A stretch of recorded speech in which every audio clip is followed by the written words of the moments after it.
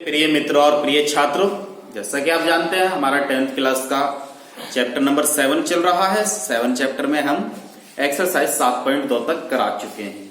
आज स्टार्ट हो रही है हमारी 7.3। 7वें चैप्टर का नाम निर्देशांक ज्यामिति है हमारा। तो इसमें हमें किन किन चीजों का पता होना चाहिए उस बारे में पहले थोड़ा जान लेते हैं। तो हमें पता, एक त्रिभुज है सपोज दैट हमारे पास में, ये एक त्रिभुज है और इस त्रिभुज के शीर्ष हैं x1 y1 x2 y2 और x3 y3।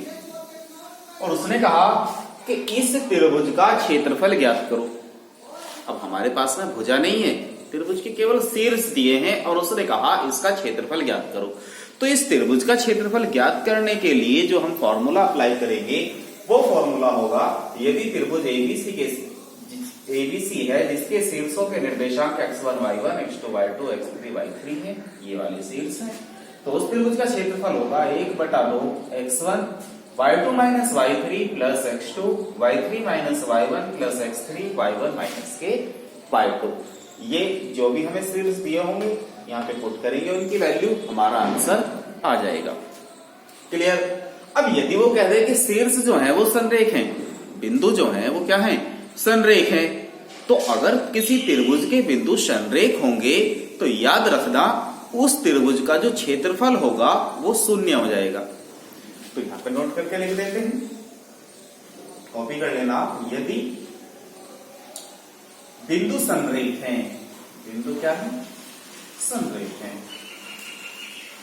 अब यदि बिंदु संरेख है तो क्या होगा, निर्मित आकृति का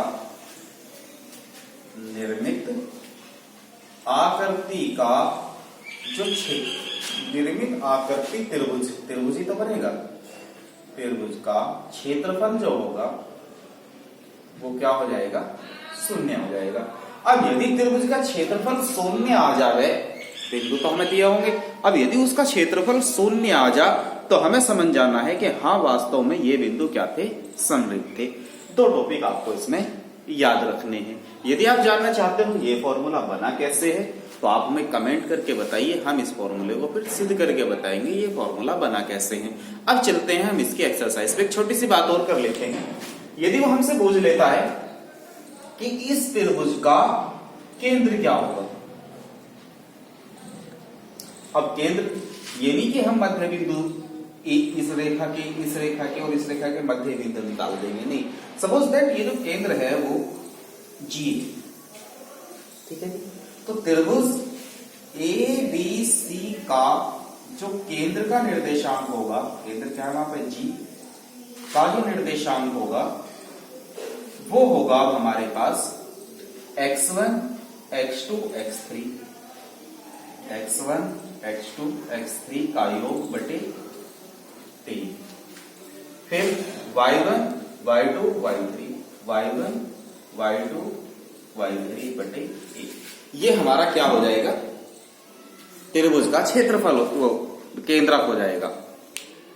तो इस तरीके से हम उसका क्या निकाल लेंगे, केंद्रक निकाल लेंगे कि इस त्रिभुज का केंद्र क्या होगा। क्लियर। ये 3 टॉपिक आपको इसमें याद करने हैं। अब हम चलते हैं इसकी एक्सरसाइज पर। तो क्वेश्चन नंबर 1 है हमारे पास में, जिसमें हमसे पूछा गया है कि उस त्रिभुज का क्षेत्रफल ज्ञात कीजिए जिसके शीर्ष 2 3 माइनस 1 0 2 माइनस के 4 हैं। तो हम हल कर लेते हैं। उसने हमें दिए हैं त्रिभुज का जो शीर्ष है, त्रिभुज के जो शीर्ष हैं वो है हमारे पास 2 3 माइनस 1 0 व 2 माइनस के 4। तो हमारे पास जो त्रिभुज का फॉर्मूला था उसमें x1 y1 होता है, तो यहां से x1 कितना है हमारे पास 2 और y1 कितना है हमारे पास 3। सेम इसी तरीके से x2 हमारे पास कितना है -1 और y2 कितना है हमारे पास 0। सेम x3 कितना है हमारे पास 2 और y3 कितना है -4। अब त्रिभुज के क्षेत्रफल का फॉर्मूला अप्लाई कर देते हैं। त्रिभुज का क्षेत्रफल क्या होता है, त्रिभुज का क्षेत्रफल होता है 1/2 x1 y2 minus y3 plus x2 y3 minus y1 plus x3 y1 minus y2। Clear. अब हमें क्या काम करना है, इसमें जो यहाँ पे दिया हुआ था बिंदु उसकी वैल्यू हम यहाँ पुट कर देते हैं। तो 1/2 x1 2 y2 minus y3 y2 minus y3 तो 0 माइनस के 4 माइनस माइनस टाइम क्या हो जाएंगे प्लस के, तो इसे हम डायरेक्टली यहाँ पे प्लस के लिख देते हैं क्योंकि ये भी माइनस ये भी माइनस, प्लस x2। अब x2 कितना है -1। अब y3 माइनस y1 तो y3 कितना माइनस के 4 और y1 कितना हमारे पास में माइनस के 3 हो जाएंगे, ये 3 दिया हुआ है। अब क्या चाहिए x3 कितना हमारे पास 2 और y1 माइनस y2 यानी कि 3 माइनस के 0। क्लियर। अब क्या काम करते हैं 1/2 4 में 0 ऐड किया 4 की 2 में गुना हुई 4 दूनी 8, 4 और 3 7 माइनस के होगी माइनस माइनस प्लस 7 ही कम 7। क्लियर। और 3 में से 0 हो गई 3 दूनी 6।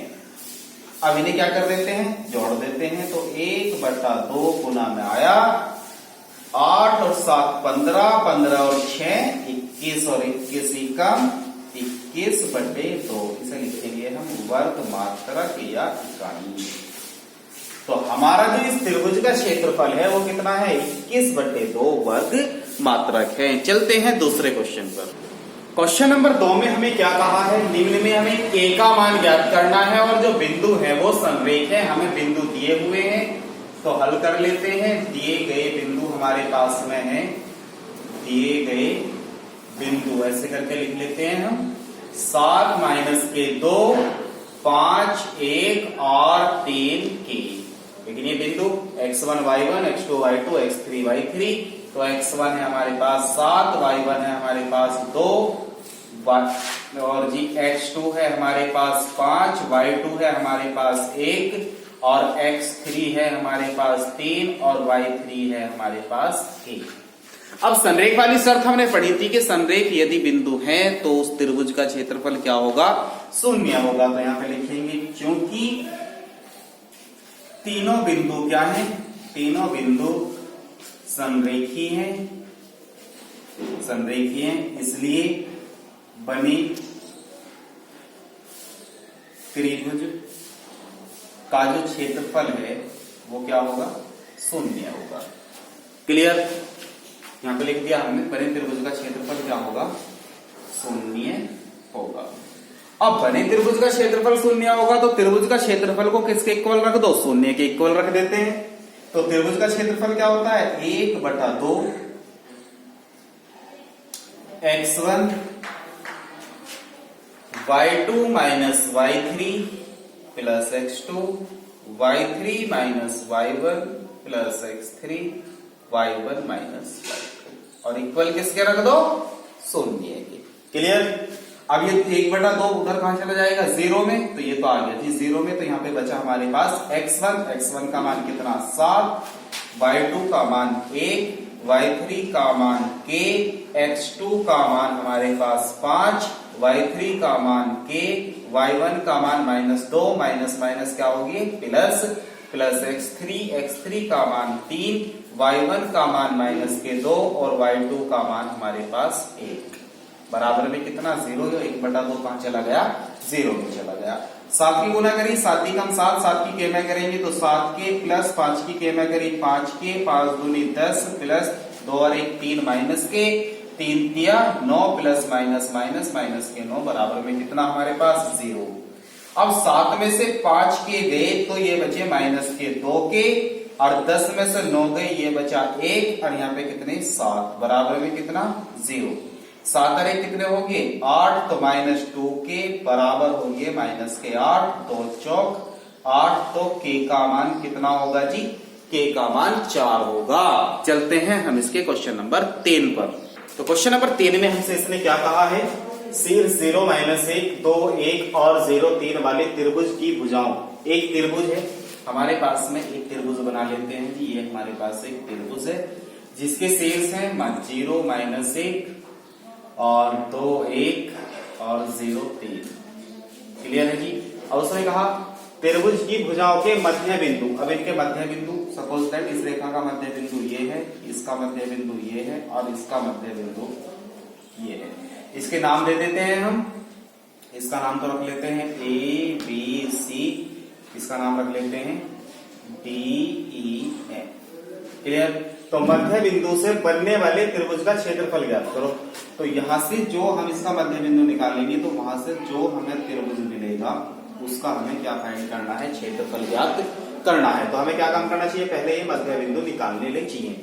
तो ए बी सी, क्योंकि हमें ज्ञात क्या है उसे देख लेते हैं। हमें शीर्ष ए है हमारे पास में 0 - a, बी है हमारे पास 2a और सी है हमारे पास 0 3। तो हम क्या निकाल लेते हैं पहले, और शीर्ष त्रिभुज ए बी सी के मध्य शीर्ष भुजा ऐसे लिखते हैं हम, भुजा ए बी बी सी और सी डी सी ए के मध्य बिंदु है, मध्य बिंदु है हमारे पास में डी एफ और ई। ठीक है जी। अब हम क्या काम करते हैं, पहले डी निकालते हैं। डी निकालेंगे तो ए बी का मध्य बिंदु, तो बिंदु डी क्या होगा, बिंदु डी होगा हमारे पास में बिंदु डी के निर्देशांक है ना, निर्देशांक वो होंगे ए बी का मध्य बिंदु। तो ए बी के मध्य बिंदु का निर्देशांक, बिंदु का निर्देशांक। क्लियर, समझ गए। तो अब हम डी निकाल रहे हैं, डी क्या होगा, ए बी का मध्य बिंदु। तो ए बी के मध्य बिंदु में फॉर्मूला लगाते हैं। मध्य बिंदु का फॉर्मूला होता है x1 + x2 0 + 2/2 और y1 + y2 -1 + 1/2। हमने इसे सॉल्व किया, 2 से 2 0 में 2 जोड़ा तो 2/2 और इससे 1 कट गया तो 0/2। तो ये फाइनली आ गया 1 और 0। तो डी का जो बिंदु है हमारे पास वो कितना है, 1 और 0 है। अब क्या निकालेंगे हम, एफ निकाल लेते हैं। तो एफ क्या है, तो यहां पे लिखेंगे बिंदु एफ के निर्देशांक, निर्देशांक। तो एफ के निर्देशांक क्या होंगे हमारे, वो होंगे हमारे पास बीसी का मध्य बिंदु।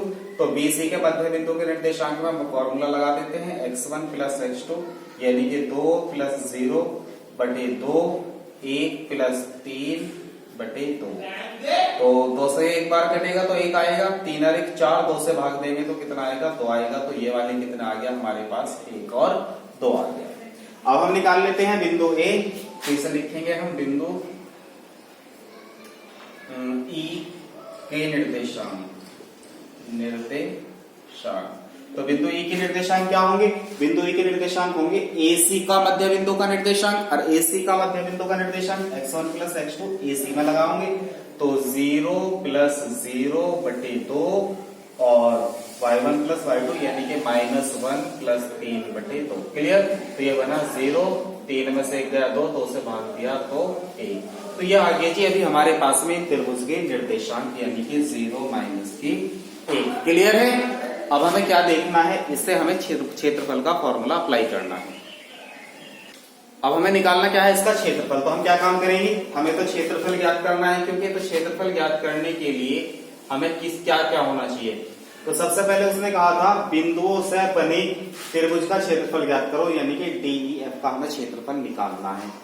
क्योंकि हमारे पास में DEF